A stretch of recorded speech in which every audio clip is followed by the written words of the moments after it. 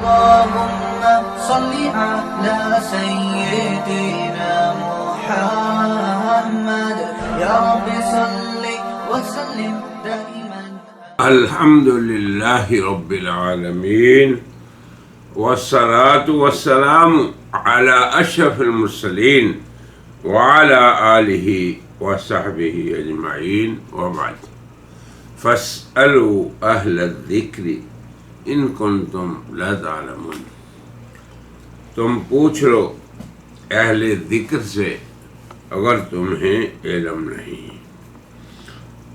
اس آیت کے آدھے حصے کو مرزا صاحب نے اس لیے چھوڑ دیا تاکہ اس کا مضمون لوگوں کو سمجھ میں کہیں نہ آ جائے.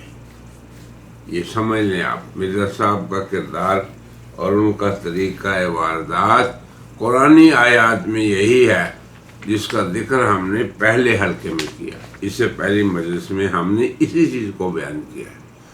اب اسی کی روشنی میں دیکھیں، آیت یہاں سے شروع ہوتی ہے وَمَا أَرْسَلْنَا قَبْلَكَ إِلَّا رِجَالًا نُوحِي إِلَيْهِمْ، کہ ہم نے یہ خطاب جناب نبی کریم صلی اللہ علیہ وسلم کو ہے جو اللہ کے رسول ہیں اور خاتم النبیین ہیں. تو جو لوگ آپ کو کھاتا پیتا کاروبار کرتا شادی بیاہ بچے ایسی چیزوں کو دیکھتے تو یہ اعتراض کرتے کہ یہ کیسا نبی ہے. نبی کو تو آسمان سے اترنا چاہیے، یہ ہماری طرح یہاں پیدا ہوا. نبی کو تو یہ تمام حاجات نہیں ہونی چاہیے اور اس کو یہ حاجات ہیں. تو یہ اصل عقدہ تھا بعض لوگوں کو، جس کو حل کرنے کے لیے یہ آیت نازل ہوئی کہ ہم نے آپ سے پہلے بھی جتنے انبیاء بھیجے وہ بھی آپ کی طرح مرد تھے اور ان کے بھی یہ تقاضے تھے. آگے اس آیت کا یہ پہلا حصہ ہے. دوسرا حصہ یہ ہے جس کو میرے صاحب نے پکڑ لیا کہ تم پوچھ لو اہل ذکر سے، تم پوچھ لو، رجوع کر لو تم کس کا؟ اہل کتاب کا، اگر تمہیں علم نہیں. یعنی دین کے جن مسائل کا علم نہیں ہے تو تم وہ اہل کتاب سے پوچھ لو. حالانکہ بات آپ سمجھئے ہیں، سب سے پہلی بات کیا کہ موضوع متعین ہے کہ رسالت اور پیغمبر میں منافات اور رجل ہونے میں، بشر ہونے میں، انسان کا بیٹا ہونے میں اور نبوت میں کوئی منافات نہیں. کھانا پینا یہ نبوت کے تقاضے کے خلاف نہیں، بیاہ شادی یہ نبوت کے خلاف نہیں. یہ مضمون. اور پوچھ لو، تم تو نہیں جانتے ہو پہلی امتوں کی تاریخ کو، مکے کے لوگ واقعی نہیں جانتے تھے، تو پوچھ لو اہل کتاب سے، ان میں سے بھی اہل علم سے. تو اب اس سے عیسیٰ کی وفات کا کیا تعلق ہے؟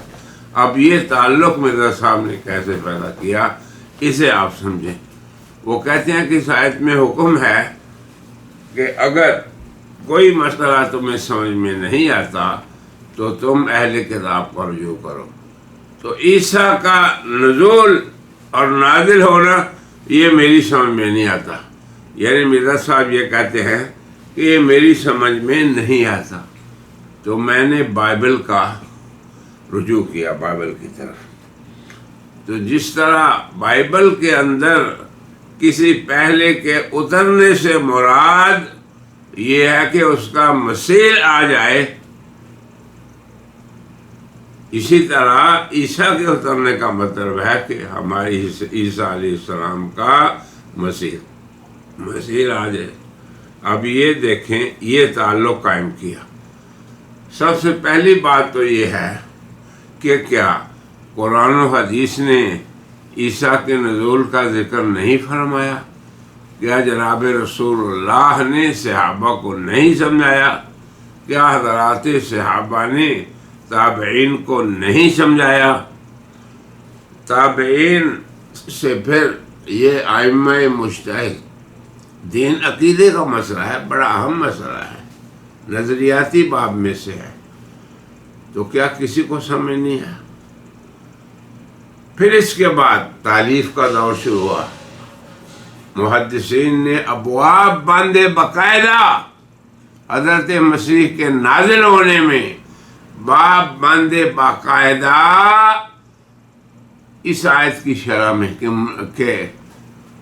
کہ نزول مسیح کیسے ہوگا۔ اب آپ کہتے ہیں کہ ہمیں پتہ نہیں، محدثین نے باب باندھے ہیں، باب فی نزول المسیح کے عنوان سے، یا فتن کے عنوان سے، یا قیامت کی نشانیوں کے عنوان سے۔ تو کیسے تم لوگ بے خبر رہے؟ صرف مرزا صاحب بے خبر رہے۔ تو مرزا صاحب نے خود ہی فرض کر لیا کہ مجھے بائبل کی طرف جانا چاہیے، اور بائبل میں مرزا صاحب نے کیا پایا یہ سمجھیں بات۔ مرزا صاحب کہتے ہیں کہ ہم نے پھر یہ بات پائی کہ ایلیا یعنی حضرت الیاس، جن کا آنا دوبارہ ٹھہر چکا، جس کی خوشخبری پہلی امتوں کو دی گئی، تو ان کی جگہ حضرت یحییٰ کے آنے سے یہ پورا ہو گیا۔ یعنی یہ وعدہ اللہ کا کہ ایلیا آئیں گے یحییٰ کے آنے سے پورا ہو گیا۔ اور کتنی نامعقول بات ہے کہ اگر اللہ کا نظام ایسے ہی چلتا ہو کہ ایک شخص جو ہے اس کے آنے کا اللہ وعدہ کرے اور دوسرے کو بھیج کر پورا کر دے۔ ان اللہ لا یخلف المیعاد۔ یاد رکھیے کہ اللہ وعدے کی خلاف ورزی نہیں کرتے۔ اللہ کو وعدہ خلاف کہنا یہ کفر ہے۔ مرزا صاحب کے کفر کے لیے یہی بات کافی ہے، یہی موجب کفر کافی ہے کہ انہوں نے اللہ پر الزام لگایا کہ اللہ نے وعدہ کیا کہ الیاس آئیں گے اور الیاس نہیں آئے، جھوٹا ہوا اللہ، اس کی جگہ یحییٰ آ گئے۔ تو اللہ نے کہا یہ بڑا مشکل کام تھا میرے لیے، اس لیے اب تم پورا سمجھ لو یحییٰ کے آنے سے۔ تم عیسیٰ علیہ السلام کا رفع پہلے مرزا صاحب کے لیے اپنے گلے کی ہڈی بنا رہا، کیسے وہ آسمان پہ جا سکتے ہیں؟ ناری قرے ہیں، کیسے وہ جائیں گے بشر ہو کے؟ تو اللہ نے ان کو اٹھا کے بل رفع اللہ نے اٹھا لیا۔ اب مرزا صاحب کو ہر معجزہ اور ہر وہ بات جو خرق عادت ہے وہ مشکل نظر آتی ہے۔ یہ مزاج اہل کفر کا ہے، اہل ایمان کا نہیں۔ اہل ایمان تو ہر آیت کو جسے اللہ کے نبی لے کے آئے، ہر نشانی کو تسلیم کرنے کے لیے تیار ہے۔ تو قادیانیوں، تم پہلے اپنی عقل کا علاج کرو کہ دین کو آپ نے اللہ اور رسول کی خبر سے سمجھنا ہے، اپنی عقل سے نہیں۔ یہ نیچریت جو ہے، دہریت جو ہے، یہ اصل اس فتنے کا سبب ہے۔ اس لیے مرزا صاحب کا یہ کہنا کہ ان کی عقل میں بات نہیں آئی کہ کیسے اللہ حضرت عیسیٰ کو اتاریں گے، جب رفع ہوا تو یہ بھی مرزا صاحب کو سمجھ میں نہیں آیا، حالانکہ نص قرآن صریح ہے، بل رفع اللہ علیہ، جس پہ مستقل ہم بات کر چکے ہیں۔ تو اگر اسی بات کو سوچ لیں کہ جس مسئلے کا سمجھ آ چکی اس میں اہل کتاب کی طرف رجوع کرنا، یہ تو بہت بڑا گناہ ہے۔ یہ تو گویا کہ اپنے نبی کو جھوٹا ثابت کرنا ہے۔ جیسے ہم نے پچھلی مجلس میں حضرت عمر والی مثال ذکر کی تھی کہ حضور نے جب دیکھا کہ وہ تورات کا کوئی ورقہ پڑھ رہے ہیں تو آپ نے فرمایا صاحب تورات یعنی موسیٰ اگر زندہ ہوتے تو وہ بھی میری اتباع کرتے۔ تو کیسے جن امور کو اللہ کے نبی نے بیان کیا ان میں ہم اہل کتاب کی طرف رجوع کریں؟ یہ مومنانہ کردار نہیں۔ تو مرزا صاحب کا یہ غیر مومنانہ کردار ہے کہ جس مسئلے کو اللہ اور رسول نے بتا دیا اس میں وہ بائبل کی طرف انہوں نے رجوع کیا جو محرف ہے، جس کی نص قرآن سے ثابت ہے اس میں تحریف۔ یہ ہے مرزا صاحب کا واردات کا طریقہ، اسے سمجھ لیں اور اس کی شرعی حیثیت بھی جان لو۔ مربیو تم بھی اور ابنائے قادیان تم بھی، اور اے مسلمان دائیو اس مسئلے کو بیان کرو، تم لوگ بھی یاد کرو۔ اب یہاں پہ دو باتیں ہیں، ایک یہ کہ کیا اللہ نے عیسیٰ کو یہ خبر دی تھی؟ کیا خبر؟ کہ الیاس تو نہیں آئے گا، یحییٰ کے آنے سے پوری ہو گئی، کہ عیسیٰ نے پھر خبر دی ہو اپنی قوم والوں۔ ایک سوال یہ ہے۔ پہلا سوال تو یہ ہے کہ مرزا صاحب کو کس نے حکم دیا کہ اس مسئلے میں رجوع کریں؟ عیسیٰ کے نزول کو امت کے سرخیل حضرات صحابہ کے سامنے امت کے نبی نے بیان کر دیا اور آگے منتقل ہوتا ہے۔ ان کو کون سی چیز مانی تھی اس عقیدے کو قبول کرنے سے؟ دوسری بات یہ کہ مرزا صاحب کا استدلال اس امر میں بالکل غلط ہے، بالکل غلط ہے۔ کیوں؟ کہ اس آیت کے اندر جتنے مفسرین نے اس کی تفسیر کی ہے وہ یہ مسئلہ نہیں، یاد رکھیں آپ، اس مسئلے کی تصریح خود قرآن نے کر دی، اور وہ کیا تھا کہ جو لوگ سمجھتے تھے کہ نبی بشر نہیں ہو سکتا، نبی رجل نہیں ہو سکتا، نبی انسان نہیں ہو سکتا، تو یہ مسئلہ تھا، اور اس کا رد اللہ نے کر دیا۔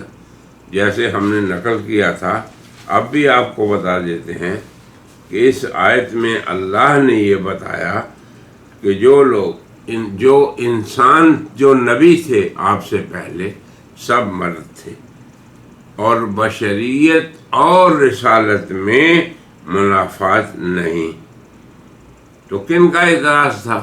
مشرکین کا، کیونکہ رسالت کے لیے آسمان سے اترنا شرط نہیں، فرشتے نوری مخلوق ہیں، وہ آسمان سے اترتے ہیں، نبی کے لیے یہ شرط نہیں۔ نبی کے لیے اتنی بات ہی شرط ہے کہ اسے اللہ کی طرف سے وحی ہو، جس کا سلسلہ جناب رسول اللہ پہ منقطع ہو گیا۔ اب سوال یہ ہے کہ مرزا صاحب کو اب کیسے اشکال شروع ہو گیا جناب رسول اللہ کی بعثت کے بعد؟ تو اہل کتاب کی طرف رجوع کی شرط یہ ہے کہ ہمیں اپنی شریعت سے وہ بات معلوم نہ ہو۔ کیوں؟ قرآن کہتا ہے ان کنتم لا تعلمون، اگر تم نہیں جانتے۔ پس جب آیات قرآنیہ اور احادیث متواترہ نبویہ حضرت عیسیٰ کی حیات حقیقی کو بتا رہی ہوں، ان کے رفع آسمانی کو بتا رہی ہوں، ان کے نزول شخصی کو بتا رہی ہوں، اور وہ سب ان نصوص سے ثابت ہو، تو ہمیں اس میں کوئی شک نہیں ہونا چاہیے، کوئی تردد نہیں ہونا چاہیے، اور ہمیں اہل کتاب کی طرف ہرگز عیسیٰ کے باب میں کسی مسئلے میں رجوع نہیں کرنا چاہیے۔ یہ اصولی طور پہ اسلام اور قادیانیت میں یہ مقارنہ ہے، اصولی طور پہ فرق ہے۔ یہیں سے آپ سمجھ جائیں کہ ہم قرآن و سنت کی طرف رجوع کرنے کے پابند ہیں اہل اسلام، اور مرزا صاحب ان مسائل میں بھی اہل کتاب کی طرف رجوع کرنے کے پابند بنا رہے ہیں اپنی امت کو۔ دوسری بات،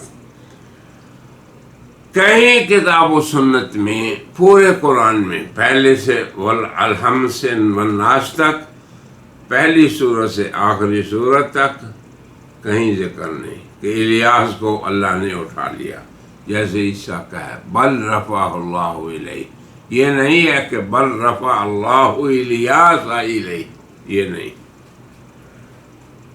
پھر ان کے اترنے کا مسئلہ سوال ہی پیدا نہیں ہوتا۔ یہ بھی ان کا نزول بھی قرآن و حدیث میں کہیں ذکر نہیں، نہ حقیقتاً، نہ مثالاً، نہ صریحاً، نہ مجازاً۔ اصل میں مرزا صاحب نے اس مسئلے کو مماثلت کی دلیل بنانا ہے. کیا مطلب؟ کہ وہ عیسیٰ کے ہم مثل ہیں، اور ہم مثل آتا ہے جب کسی نے اللہ کے پاس سے آنے کا وعدہ موجود ہو. تو عیسیٰ کے آنے کا وعدہ تو اللہ نے کیا ہے. الیاس کے نہ رفع کا ذکر ہے، نہ ان کے نزول کا، نہ قرآن کی کسی آیت میں، نہ احادیث میں سے کسی حدیث میں. تو اس مسئلے کو مرزا صاحب نے کیوں اٹھایا؟ اس لیے اٹھایا کہ مماثل ہوں میں عیسیٰ کا. تو جیسے پہلی امتوں میں مسیح آنے سے وعدہ پورا ہو گیا، اس امت کے ساتھ بھی اللہ کا وعدہ مسیح آنے سے پورا ہو گیا. میں یہاں پہ توقع کرتا ہوں، دعوتی تعامل دیتا ہوں عام مسلمانوں کو. سوچئے، اور قادیانیوں کو ذرا تأمل کیجیے، اور مربیوں کو اللہ سے ڈریے. کیا یہ معقول بات ہے؟ کیا یہ شرعی امر ہے؟ کیا اس امر کی کوئی دلیل ہے؟ کیا یہ امر مماثل ہونے کی دلیل ہو سکتا ہے؟ ہرگز نہیں، ہرگز نہیں، ہرگز نہیں. اللہ کے بندو، قرآن محفوظ کتاب ہے. اِنَّا نَحْنُ نَزَّلْنَا الذِّکْرَ وَإِنَّا لَهُ لَحَافِظُونَ. حدیث پیغمبر محفوظ ہیں، سند متصل سے بیان ہوتی ہیں. اب آپ سمجھیں کہ بخاری جب یہ کہتا ہے انما الاعمال بالنیات، تو وہ یہ نہیں کہتا رسول اللہ نے فرمایا. وہ کہتا ہے میرے استاد حمیدی نے مجھے بتایا، پھر اس کو اس کے استاد نے، پھر اس کو اس کے استاد نے. ابو داؤد جب کسی روایت کو بیان کرتا ہے تو اپنے سے لے کے حدیث کے منتہا تک سند کو بیان کرتا ہے. یہ بات غور کریں، یہ ہے سنہری سلسلہ. عام مسلمانوں کو بھی یہی یاد رکھنا چاہیے.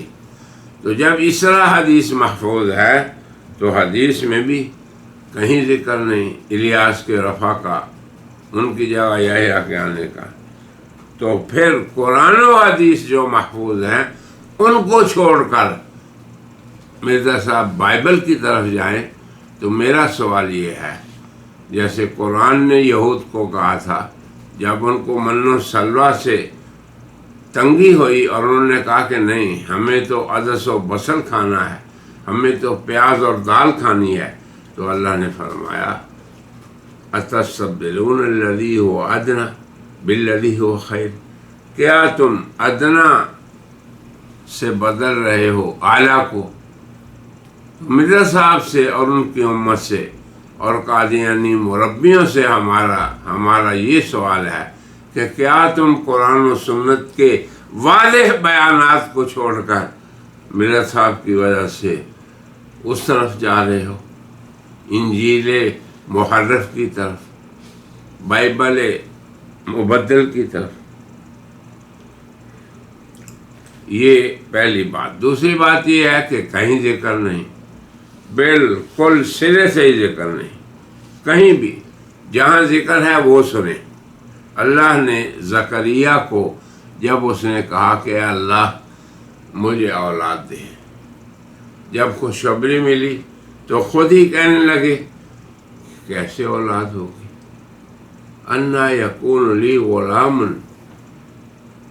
ولد، کیسے بچہ ہوگا، کیسے غلام ہوگا کہ میں تو بوڑھا ہو گیا، میری بیوی جو ہے وہ بھی بوڑھی ہو گئی. خود ہی تعجب کرنے لگے. تو اللہ نے فرمایا ان اللہ یبشرک بیحییٰ، اے زکریا تمہیں اللہ خوشخبری دے رہے ہیں یحییٰ کی. کون یحییٰ؟ مصدقاً، جو تصدیق کرنے والا ہوگا بکلمۃ من اللہ، اللہ کے کلمہ کی. اللہ اکبر. وسیداً، جو سردار ہوگا اپنی قوم کا. وحسوراً، اور جو کہ عورتوں سے علیحدہ رہنے والا ہوگا. ونبیاً من الصالحین، اور پاک باز لوگوں میں سے، صالحین انبیاء میں سے ہوگا۔ اب آپ دیکھیں کہ اللہ کی طرف سے زکریا کی دعا پوری ہو رہی ہے، مانگ پوری ہو رہی ہے، اور انہیں وارث مل رہا ہے، یرثنی ویرث من آل یعقوب، میرا اور آل یعقوب کا وارث ہو۔ یہ اللہ بشارت دے رہے ہیں۔ اللہ یہ نہیں کہہ رہے کہ اے یحییٰ، اے زکریا، میں یحییٰ کو الیاس کی جگہ بھیجا ہوں۔ کتنی بھوتا استدلال ہے مرزا صاحب کا۔ اللہ نے کھلے طور پہ، واضح طور پہ یحییٰ کو کلمت اللہ کی تصدیق کرنے والا بنایا۔ حضرت یحییٰ کو زکریا علیہ السلام کے لیے خوشخبری بنائی، تو زکریا کو تو علم نہیں ہوا کہ یہ میرا بیٹا الیاس کی جگہ آ رہا ہے۔ مرزا صاحب کو کہاں سے پتہ چلا؟ وہ کہتے ہیں کہ مجھے پتہ چل گیا ہے انجیل سے۔ چلیں اور بات دیکھیں کہ سورہ مریم میں یہاں حضرت یحییٰ کی صفات کا ذکر فرمایا، کیا مصدق ہوگا، سید ہوگا، حصور ہوگا اور صالح نبی ہوگا۔ اسی طرح اللہ نے ساتھ ہی ایک اور صفت بھی ان کی ذکر کی، فرمایا لم نجعل لہ من قبل سمیہ، یحییٰ ایسا تیرا بیٹا ہوگا کہ جس کا نظیر ان سے پہلے نہیں ہوا۔ یاد رکھیں، سمیع نظیر کو کہتے ہیں، مثیل کو کہتے ہیں، جو ہم مثل ہو۔ اللہ نے اس کا بھی رد کر دیا کہ یحییٰ کسی کا ہم مثل نہیں، اور مرزا صاحب کہہ رہے ہیں کہ یحییٰ الیاس کا ہم مثل ہے۔ اب قرآن درست ہے، اللہ کی بات درست ہے، یا مرزا صاحب کی یہ معاف کرنا بلا سند جو بات انہوں نے کہہ دی؟ تو حضرت یحییٰ کسی اپنے پیش رو کے مثیل نہیں، نص قرآنی کہہ رہی ہے۔ تیسری بات رہ گئی کہ کیا انجیل میں یہ بات ثابت ہے کہ یحییٰ عیسیٰ کے مثیل تھے؟ یہ بھی سن لیں۔ تو حضرت یحییٰ کے کسی کا مثیل نہ ہونے کا قرآن نے رد کیا، اسی طرح انجیل نے بھی رد کیا۔ حضرت یحییٰ مسیح الیاس نہیں تھے۔ یہودیوں کے پوچھنے پر انہوں نے انکار کر دیا، صاف انکار۔ یوحنا کی انجیل باب اول میں آیت نمبر 19 اور 21 یہ ہے، سن لیں آپ، آیت نمبر 19۔ اور یوحنا کی گواہی یہ تھی جبکہ یہودیوں نے یروشلم سے کاہنوں اور رادیوں کو بھیجا ہے کہ اس سے پوچھیں کہ تو کون ہے۔ 20ویں آیت، اس نے اقرار کیا نہ اور انکار نہ کیا، بلکہ اقرار کیا کہ میں مسیح نہیں ہوں۔ یہ دیکھ 21ویں آیت، تب ان سے پوچھا تو اور کون ہے؟ کیا تو الیاس ہے؟ جس کا مرزا صاحب گڑبڑ کر رہے ہیں کہ یحییٰ الیاس کا مثیل بن کے آیا۔ انہوں نے کہا میں نہیں ہوں، میں الیاس نہیں ہوں۔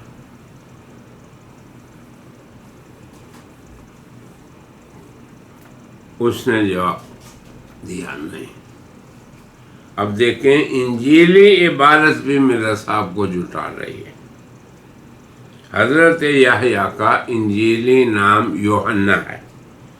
تو جب کاہنوں نے سوال کیا کہ کیا تم الیاس کے مثیل ہو، تو انہوں نے صاف انکار کر دیا کہ نہیں۔ مگر مرزا صاحب کا چونکہ ایک بات ثابت کرنی تھی کہ میں مماثل ہوں عیسیٰ کا، تو یہاں سے انہوں نے دلیل پکڑی۔ تو ہم یہ کہتے ہیں کہ یہ بالکل بے بنیاد بات ہے، مماثلت کا دعویٰ۔ یوحنا نے یہ کہیں نہیں کہا یحییٰ نے کہ میں ایلیا یعنی الیاس کا مثیل ہوں۔ تو اب مرزا صاحب کا دعوی معاشرت بھی باطل ہو گیا۔ اللہ اکبر۔ مرزا صاحب کے یا قادیانیوں کی طرف سے یہ عذر پیش کر دیا جا سکتا ہے کہ حضرت عیسیٰ علیہ السلام نے یہودیوں کے اعتراض کرنے پر اپنی زبان سے یحییٰ کو پیش کیا۔ حضرت یحییٰ کا اپنا انکار یاد رکھیں، اس کی حیثیت زیادہ ہے، اس کی قوت زیادہ ہے، یا انہوں نے پیش کیا۔ تو حضرت یحییٰ کا خود اپنا انکار کرنا، تو یہ تو مدعی سست دوا چست والی بات ہو گئی۔ حضرت یحییٰ نے اپنے آپ کو مسیح الیاس نہیں قرار دیا، یہ میرے صاحب نے کیا۔ تو کیا حضرت مسیح نے جو پیش کیا یہ پیش کرنا درست تھا؟ اب آپ دیکھیں، یہاں پہ آ کے نتیجہ نکال لیں کہ یہ ایک فرضی کہانی ہے، من گھڑت کہانی ہے، یہ واقعہ سرے سے ہی غلط ہے۔ اور اگر اسے تسلیم کر دیں کہ یہ غلط بات عیسیٰ نے پھیلائی تھی، تو معاملہ یوں ہوگا کہ حضرت الیاس کی نسبت جو پیش گوئی تھی یحییٰ کے آنے سے پوری ہوئی، تو ٹھیک ہے۔ اگر یہ بات درست ہے تو یہ ایک نظیر تو ہو گئی، تو کیا اب اس کے بعد ہر آنے والے کا مسیح ہی آتا رہے گا؟ اس کی کیا دلیل ہے؟ یہ بات سمجھیں آپ کہ کیا اللہ نے یہ پختہ نظام بنا لیا ہے کہ جب بھی میں نے کسی کو بھیجنا ہے تو اس کو نہیں بھیجنا، مسیح کو بھیجنا ہے؟ تو یہ اللہ معاف کیجئے جھوٹوں کا انداز، معاذ اللہ، اس کو اللہ کی طرف منسوب کر دینا، یہ انتہائی گھٹیا سوچ ہے اور گھٹیا بات ہے۔ تو اب یہ ساری باتیں ہم نے اس لیے ذکر کی کہ مرزا صاحب نے دعوی مماثلت ثابت کرنے کے لیے اپنے لیے جس تنکے کا سہارا لیا، وہ تنکا ہی بے سہارا ہے۔ نہ الیاس کا ہم مثل ہے، نہ الیاس نے آنے کا وعدہ قرآن و سنت نے ذکر کیا، نہ یحییٰ کو ان کا مسیح بنانے کا۔ یحییٰ کے بارے میں بہت آیات ہیں، سورہ مریم کے شروع میں ان کی والد کی دعا کا قصہ ہے، پھر اللہ نے ان کی صفات کو ذکر کیا، اور صراحتاً قرآن نے بتا دیا کہ یحییٰ کا کوئی مسیح ان سے پہلے نہیں گزرا۔ اگر یہ سب باتیں لکھی بھی ہوں کسی کتاب میں، تو ان کی کیا حیثیت رہ جائے گی اللہ کی کتاب کے اس اعلان کے بعد کہ یحییٰ کسی کے مسیح نہیں، نہ ان کا کوئی مسیح ہے۔ یعنی مسیح کا معنی یہ ہوتا ہے کہ دو لوگ ہم مثل ہوں، یہ نہیں کہ ایک ہوگا۔ تو جب اللہ نے یحییٰ کے مسیح ہونے کی نفی کی، یا ان سے پہلے کسی کے مسیح ہونے کی نفی کی، تو یہ دونوں مسیحوں کی مواصلت پہ ختم ہونے کا دعویٰ ہے، ختم ہونے کا فیصلہ ہے۔ دونوں کے مسیح ہونے پہ قضا کر دینا ہے اللہ کی طرف سے، خاتمہ کر دینا ہے۔ تو جن چیزوں کو اللہ ختم کر دے، چاہے وہ جناب رسول اللہ کی ختم نبوت ہو، یا حضرت یحییٰ کے مسیح ہونے کا دعویٰ ہو، پتہ نہیں مرزا صاحب کیوں ان کو زندہ کر رہے ہیں، کیونکہ ان کا کام صرف اور صرف اللہ کی صریح آیات اور جناب رسول اللہ کے کھلے بیانات میں تحریف سے بنے گا۔ تو یہاں تک ہم نے مرزا صاحب کی ان آیات اور ان قرآنی آیات سے تحریف کو ثابت کر دیا جن سے وہ وفات عیسیٰ پہ استدلال کرتے ہیں۔